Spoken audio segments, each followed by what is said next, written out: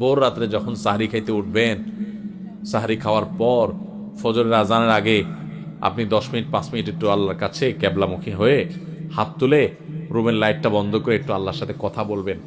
মানুষের সাথে বহুত কথা বলছেন, আল্লাহর সাথে একটু কথা বলে দেখেন। আল্লাহর সাথে কথা বলার স্বাদ আছে ভাই, অনেকে জীবনে একবারও এই স্বাদ পান নাই। একটু কথা বলে দেখেন। ভোর রাতে সাহরি খেতে উঠলে 10টা মিনিট একটু হাত তুলে কথা বলেন। কিভাবে কথা বলবেন? কথা বলবেন এইভাবে, ও আল্লাহ, কত গুনাহ আমি করেছি, কত পাপাচার আমি করেছি, মরতে আমার হবে, তোমার কাছে যাওয়া আমার লাগবে আল্লাহ। শয়তানের প্ররোচনা করেছি, এই রমজান মাস তুমি কত মানুষকে মাফ করে দাও। নবী করিম সাল্লাল্লাহু আলাইহি ওয়াসাল্লাম বলেছেন, ওয়ালিল্লাহি উতাকাউ মিনান নার ওয়া যালিকা ফি কুল্লি লাইলা। রমজানের প্রত্যেক রাতে আল্লাহ তাআলা অনেক মানুষকে সাধারণ ক্ষমা ঘোষণা করে দেন, যে যাও অমুক অমুক অমুক অমুক, যাও তোমাদেরকে মাফ করে দেওয়া হলো, জাহান্নাম থেকে মুক্ত ঘোষণা করে দেওয়া হলো। আল্লাহ কত মানুষকে আপনি সাধারণ ক্ষমা করে দিবেন।